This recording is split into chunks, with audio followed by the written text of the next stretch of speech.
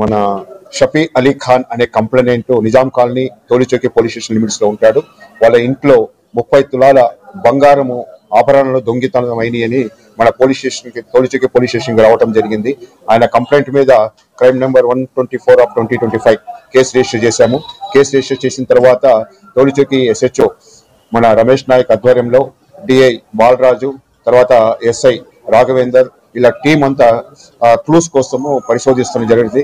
ఆ పరిశోధన క్రమంలో ఈ రోజు 4వ తారీఖు రోజు ఓం జ్యువెలర్స్ దగ్గర ఒక మహిళ దొంగతనం అమ్మడానికి వచ్చినప్పుడు మనకు ఇన్ఫర్మేషన్ వచ్చింది. ఆ ఇన్ఫర్మేషన్ లో ఆమె పట్టుకోవడం జరిగింది. ఆమె పట్టుకున్న ఆమె పేరు సబీహా బేగము. ఆమెని ఇంట్రాగేట్ చేస్తే ఫస్ట్ ఒప్పుకోలేదు. తన నగలకి నేను ఓం జ్యువెలర్స్ లో అమ్ముతున్నానని చెప్పింది.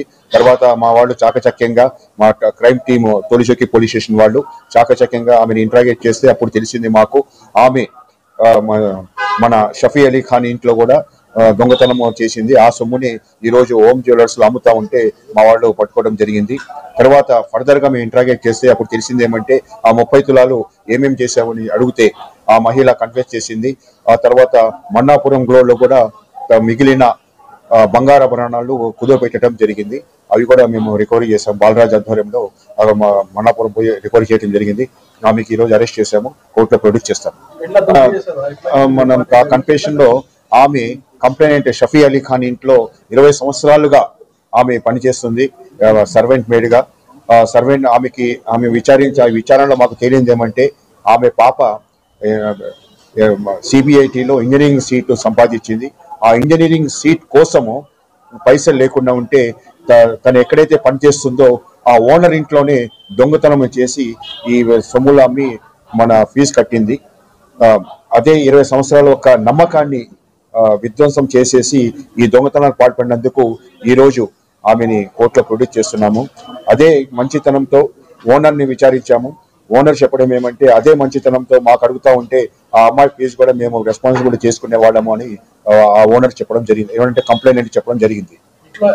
ఇంట్లో ఎవరు లేనప్పుడు వాళ్ళ సర్వెంట్ మేడ్ అంటే ఇల్లంతా వాళ్ళు బయటకు వెళ్ళినప్పుడు ఓనర్స్ ఆమెకి ఇల్లంతా అప్పు చెప్పేవాళ్ళు.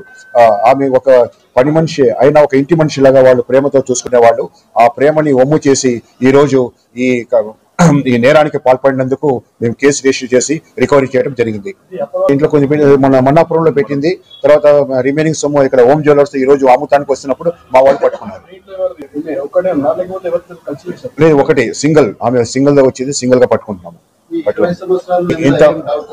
ఇంతవరకు ఏం డౌట్ రాలేదు. ఫస్ట్ టైం ఇది. అది కూడా మీకు చెప్పాను. ఆమె కన్ఫెస్ చేస్తే ఆమె పాప MSET సీట్ లో ఇంజనీరింగ్ సీట్ లో కాలేజ్ కోసము చేశానని ఆమె ఒప్పుకుంది. ఇంట్లో ఉంటుంది. వాళ్ళ ఇంట్లోనే నిజాం కాలనీ వాళ్ళ ఇంట్లో హైదరాబాద్ సంబంధించి. ఎస్, ఆయన అక్కడ ఫ్లాట్ లో వాచ్మెన్ పని చేస్తాడు.